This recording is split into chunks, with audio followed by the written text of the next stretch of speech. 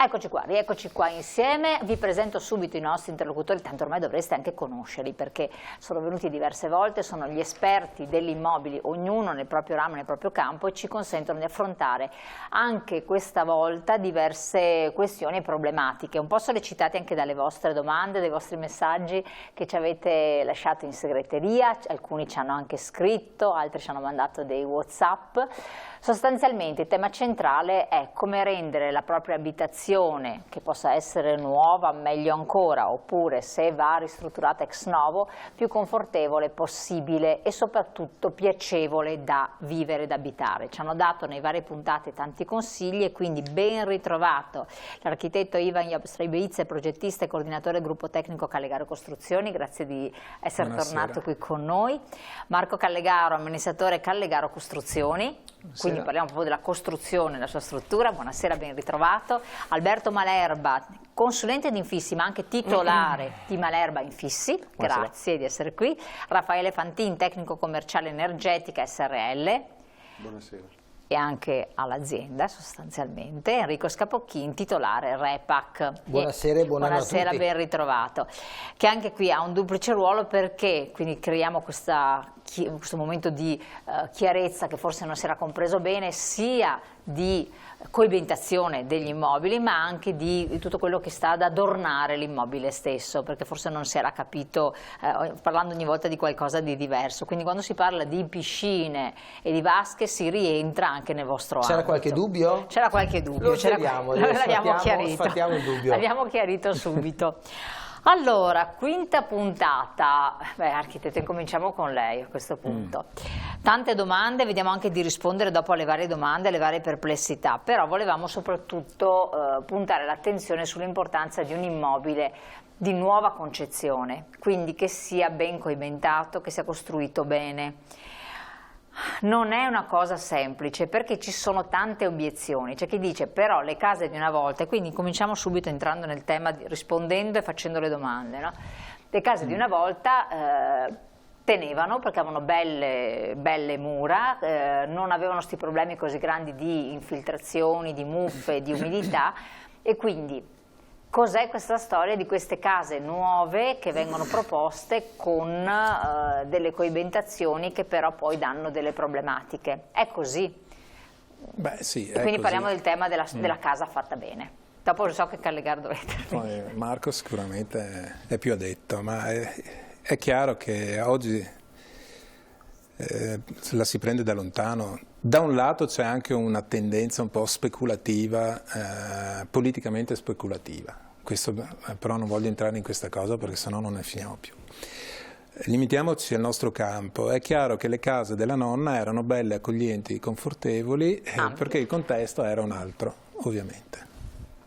Quindi nessuno si preoccupava di un certo tipo di comportamenti tecnici delle abitazioni. Oggi è cambiato tutto, cioè dal momento che i muri in spessore sono diventati il doppio di quelli che si facevano 30-40 anni fa, che gli impianti sono diventati così importanti, è chiaro che è tutto funzionale ad un unico obiettivo, quello di consumare il meno possibile. Questo è il tema. Che una volta non c'era questo problema di consumare il meno possibile, quindi forse non c'era di consumare, no? Infatti noi potevamo avere gli spifferi nelle finestre, potevamo avere i muri fatti, non è che il muro in sassi di 60 cm, come molti possono ricordare, fosse un muro altamente isolante, no? Noi avevamo l'idea che un muro di 60 cm in sassi fosse un grandissimo muro e magari consumavamo un sacco. Però a quel tempo, nel passato, non c'era lo stesso parametro, no? Cioè vuol dire il costo non era così elevato. E poi, relativamente a un'altra osservazione, si poteva accendere tranquillamente il caminetto, cosa che adesso non tutti ancora lo sanno, attenzione, lo so che non i caminetti non si possono accendere, sì, udite, è vero? È vero. Infatti anche questo è un altro aspetto. Quindi il tema è veramente impegnativo e non è che ci sia tante chance possibili per venire fuori, anche perché noi sappiamo che entro il 2030 la classe energetica dell'edificio dovrà essere e poi nel 1933 la classe energetica di tutti gli edifici che tu li affitti o che tu li vendi. Ma non hanno bloccato questa direttiva? Certo, però intanto è stata bloccata, una parola grossa, no? Intanto è stata sospesa, però questa sarà la prospettiva in cui l'Europa vuole arrivare. No, poi noi avremo i soliti problemi, perché abbiamo 7 milioni di edifici da mettere a posto, tutte queste cose qui. Con il super bonus mi pare che stiamo parlando di aver messo mano su 350.000 edifici, se non ricordo male, gli ho così a spanne. Quindi vuol dire che se con il super bonus noi siamo riusciti a fare solo questo, come faremo ad affrontare i famosi 7 milioni di edifici che dovremo mettere a posto? Per quello infatti hanno congelato tutto. Dovrebbe essere che lo Stato si proietta nell'affrontare questo tema in modo organico, come si vuol dire. No? Che non è possibile. Qual è il modo organico? Aiutare gli italiani ad affrontare le spese, questo è il problema. Cioè, una delle cose positive del super bonus era il famoso sconto in fattura, ovviamente. No? Che non c'è più. Che non c'è più. Noi stiamo andando verso una prospettiva in cui le case possono mettersele a posto chi ha una certa possibilità economica. Mentre tutta la grande fascia di persone che possono aver dedicato a costruirsi la casa, come capita spesso anche a noi, certo, gli mancano quei 50-100 mila euro in più che farebbero comodo, e questo poteva essere lo strumento dello sconto in fattura, che avrebbe potuto risolvere gran parte dei problemi, soprattutto sulla fascia media. L'obiettivo, per ritornare alla domanda, è proprio questo, cioè noi tutti dovremmo abituarci a isolare di più questi edifici, e per contenere le spese, come dice energetica di Raffaele, è la bolletta a fine dell'anno quella che conta. No? Quando tu ti rendi conto che le tue bollette sono un quinto di quello che spendevi prima, o un sesto, la metà, in funzione a tutta una serie di pensieri che potremmo fare, tu ti accorgi che effettivamente hai raggiunto l'obiettivo. Certo. Poi sul come è stato il tema che abbiamo raccontato in queste giornate qui. Ecco, è in parte politica, in parte non lo è, però tutti questi interventi per l'ambiente sono riservati a chi può, perché parliamo dell'auto elettrica, chi può permettersela, parliamo di queste ristrutturazioni, poi alcuni ci hanno chiesto appunto se nella casa nuova è prevista anche la possibilità della ricarica della macchina, però attenzione che sembra che prevederanno un provvedimento di legge per cui la macchina deve ricaricarsi lontano dall'immobile per evitare incendi vari, insomma sono tutti quanti riservati a chi veramente ha disponibilità economica, quindi non è un... Sì, infatti il problema è proprio questo. Noi siamo sulla scia dei prezzi edili che sappiamo che si sono molto alzati. Cioè, oggi se dobbiamo affrontare il tema di ristrutturarci casa nostra, dobbiamo veramente avere la pazienza di capire come intervenire, perché sappiamo che il potere d'acquisto delle persone che mediamente frequentiamo, si rivolgono a noi, è veramente basso, cioè mancano sempre 100.000 euro praticamente. Mancano, se non è poca cosa. Sì, sembra una barzelletta, però è proprio così. A tal punto, come dicevamo prima, che ci si sta orientando verso la costruzione di nuovo degli appartamenti in condominio, no?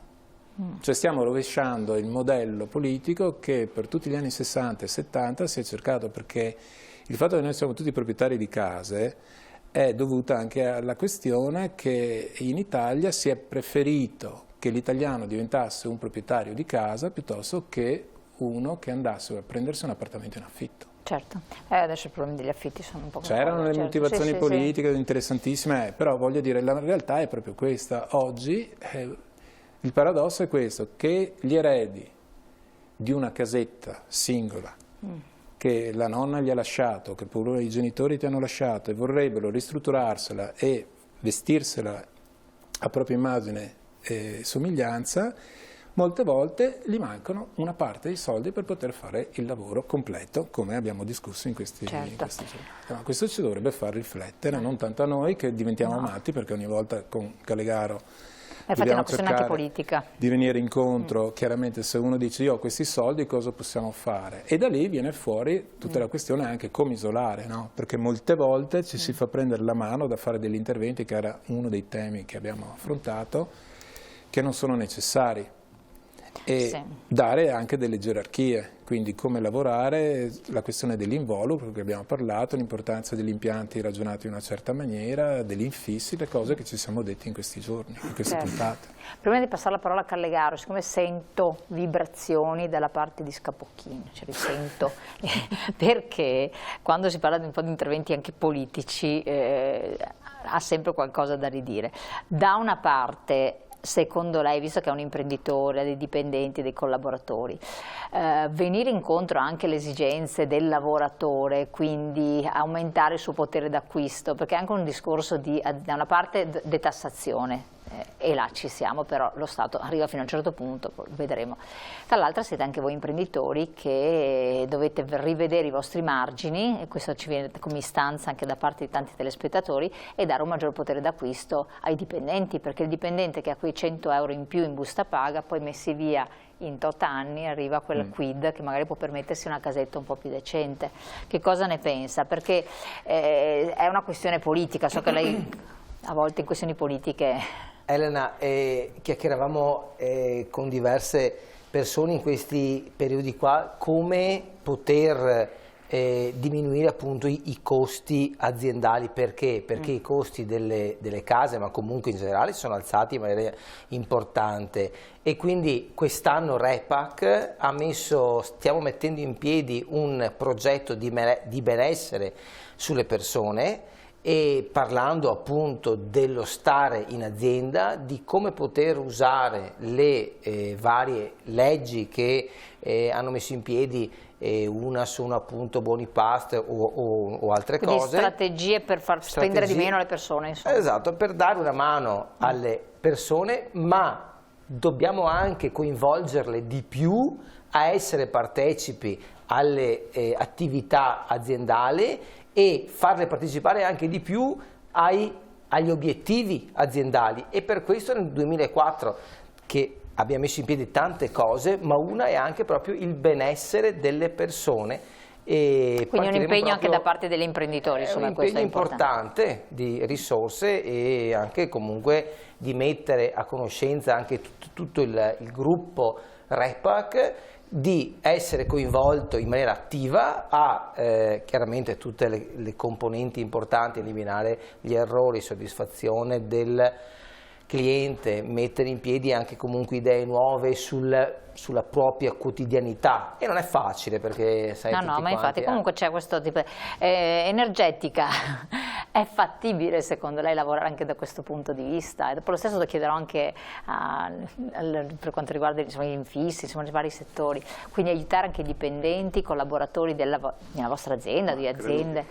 Perché poi io vi dico, se voi produceste lavatrici e se un vostro operaio non può permettersi di comprare la vostra lavatrice, è anche un po' triste, perché così vuol dire che tante altre aziende hanno operai che non possono, lavoratori, collaboratori, quel che vuoi sia, che non possono permettersi quel prodotto. Dovrebbe essere invece il contrario, che i primi a potersi permettere una casa o un vostro sistema di raffrescamento anziché riscaldamento sono proprio i vostri collaboratori, no?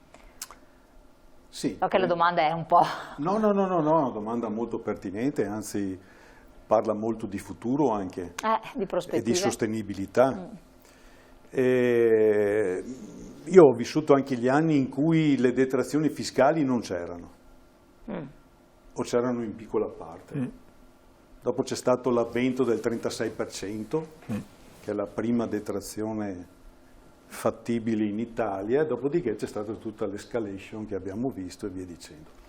Ma io sinceramente ho questa idea, al di là dei bonus, dei sconti in fattura, dei 110... Che poi ci sono oggi, non ci sono domani, ti spiazzano molte persone. Noi dobbiamo rendere fattibile che uno che lavora se lo possa anche acquistare.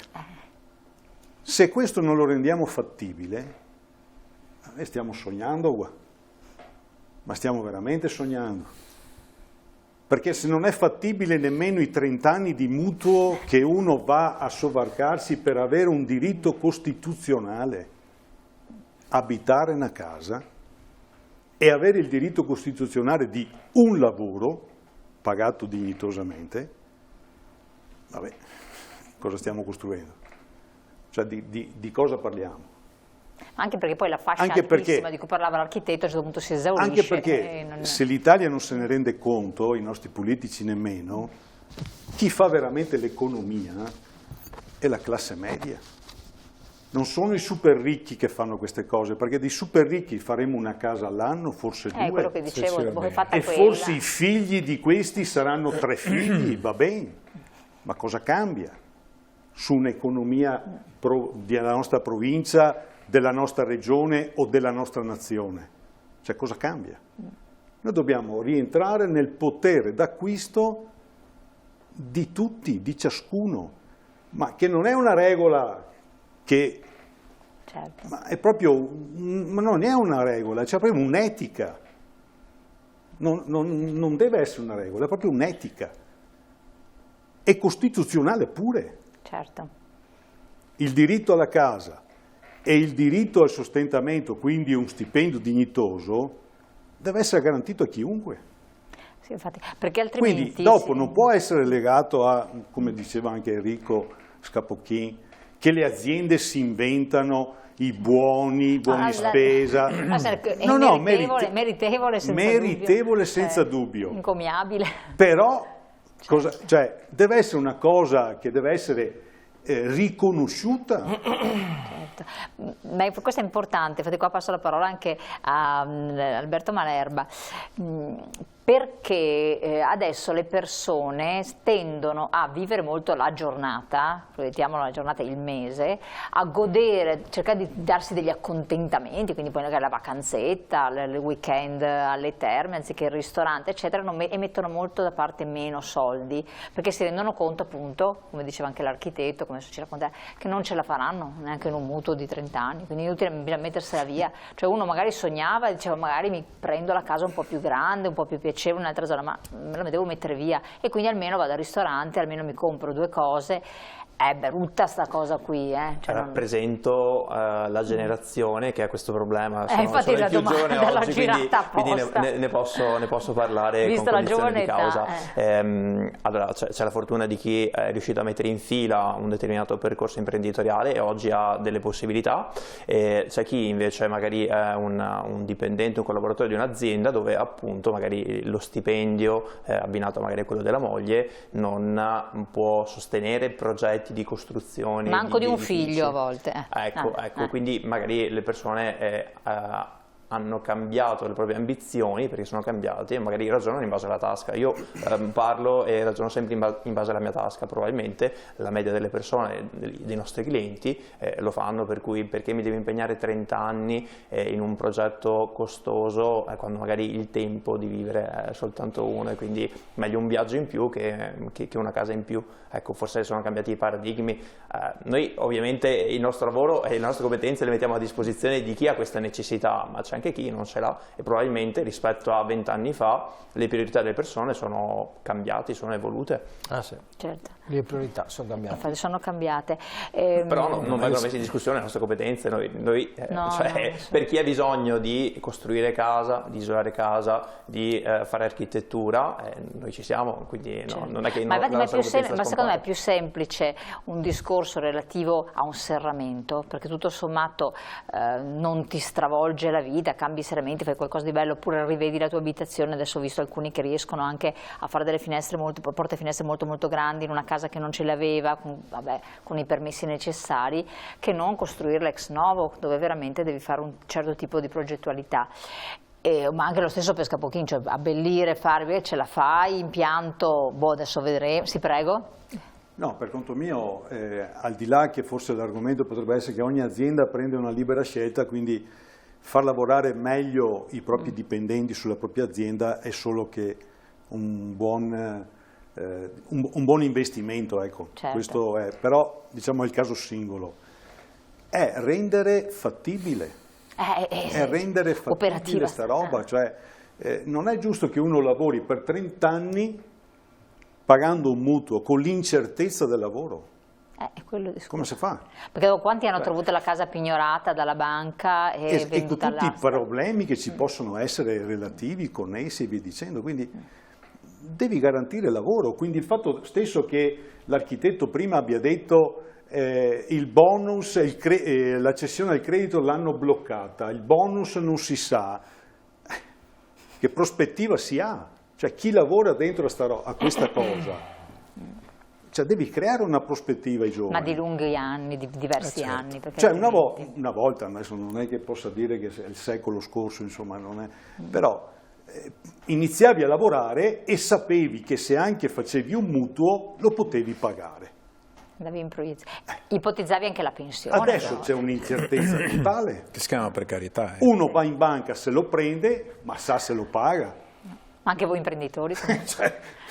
Comunque mi sembra che sacrificio sia stato bandito, eliminato dal vocabolario italiano. No. E anche questo è un problema grosso in Italia, perché nessuno più vuole sacrificarsi, perché avere un mutuo di 30 anni è un sacrificio, è un obbligo, è un impegno, è una cosa che comunque... Sì, è vero, però quello che diceva il nostro Raffaele Fantini è una cosa importante, cioè io sono disposto al sacrificio in proiezione di un fatto di una continuità, cioè continuità del lavoro, per cui arriverò al termine di questo grande sacrificio, ma se io mi troverò che a un certo punto non sarà più sacrificio, ma sarà la mia morte, perché non c'è lavoro. La morte, cioè non la morte fisica, no, la morte nel senso che perdo il lavoro, cambio il lavoro, mi aumento i tassi, e beh, vuol dire che il tuo progetto va a morire. Sai da quando... Vero, se uno ha voglia di fare qui in Veneto, si tira sulle maniche, cioè veramente in quantità abnormi, sì, no, vabbè, insomma, allora ma c'è solo una domanda da farsi. Correre a reddito di cittadinanza, appunto. No, cosa vuol dire? Ma guadagnerai poco, non ce la farei a pagare il sorbonetto mutuo. C'è solo una domanda da farsi. Lavoro ce n'è, ma a quali condizioni? A quali condizioni? Questo è il discorso. Ma a quali condizioni? Tu, te le cerchi tu, come dal mondo al mondo? Non è sostenibile un sistema che tu ti deve rivolgere alle cooperative per avere personale che ti venga a lavorare. Ma appunto che nessuno più vuole mettersi il sottoscritto andava all'ufficio di collocamento. Ma non esiste più ormai.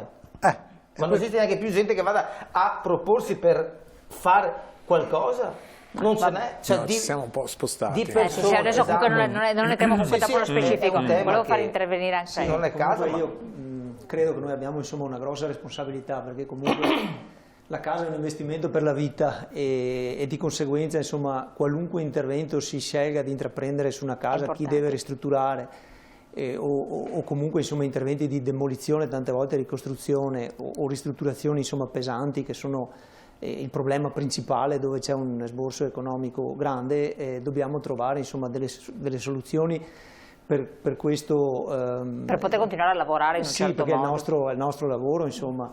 E, insomma, io sono fermamente convinto che l'unica strada che possa tenere sotto controllo i costi e soprattutto più che sotto controllo i costi riesca a fare una valutazione mirata su dove investire per non sprecare, perché in edilizia tutti sappiamo che è molto facile uscire dai budget perché l'imprevisto è sempre dietro l'angolo, però affidandosi a un team, insomma, come siamo qui questa sera, di professionisti che sono abituati a lavorare insieme e soprattutto hanno la stessa mentalità, si riesce ad arrivare a mirare, diciamo, questa economia che è sempre poca rispetto a quello che servirebbe per fare questo tipo di interventi, a dare insomma la proporzione giusta perché si riesca ad ottenere un ottimo risultato. Poi, per allacciarmi un po' anche al discorso del momento difficile, è anche vero che allora da una parte secondo il mio punto di vista è sicuramente affidarsi a gruppi ben formati per non fare questo spreco di economie e di energie che poi si rischia di arrivare alla fine, che non è mai quello che si pensa all'inizio, quando ci sono tante teste magari e soprattutto tante figure che non sono abituate a ragionare nello stesso modo. Però anche la committenza, noi essendo un po' come Callegaro Costruzioni in prima persona, quando uno deve ristrutturare casa generalmente si affida o all'architetto o al costruttore, e vediamo che è un po', come diceva Scapochin, è un po' come dire passata quell'idea che per costruire una casa è un investimento per la vita, quindi no. Io vedo che c'è poca l'idea di dire questo investimento durerà per tanto tempo, cioè io ho in mente di ristrutturare la casa, ho in mente di fare il mutuo, vado dal costruttore che ormai è quasi scontato, che sia un brutto termine, no? Sì. Vado da un costruttore che faccia il chiave in mano, questa è un po' l'idea, quindi faccio il mutuo, vado dal costruttore che costruisca Sì. chiave in mano. Quanto durano i lavori? Un anno? Non si potrebbe fare un po' meno, perché dobbiamo conciliare tutte le cose. Fanno fatica a collimare tutte queste cose, no? Perché per costruire una casa, diciamo una volta, ma non tanto una volta, i nostri genitori ci mettevano una vita per finirsi un fabbricato, no? Adesso quindi ci sono esigenze. Allora noi come azienda tante volte proponiamo anche di dividere magari in 2 step, cioè rendere, faccio l'esempio della ristrutturazione pesante, si fa un primo step dove si ristruttura completamente la parte interna del fabbricato in modo da poterci andare a vivere, e poi magari si divide in un secondo step tutta la parte esterna, recinzioni, sottoservizi e tutti quei lavori di corredo che possono essere fatti anche in un secondo tempo. Certo. Però l'idea di spezzare queste 2 cose no, perché cioè io uno vuole tutto finito, sì, certo. io voglio tutto finito. Questo è un problema. No, ma torniamo, Però quindi ci vuole da parte nostra, se i clienti hanno un problema da risolvere, noi dobbiamo trovare il modo di riuscire a confezionare in base alle esigenze. In base alle esigenze. Il nostro compito è quello di riuscire a confezionare un prodotto secondo le capacità del cliente.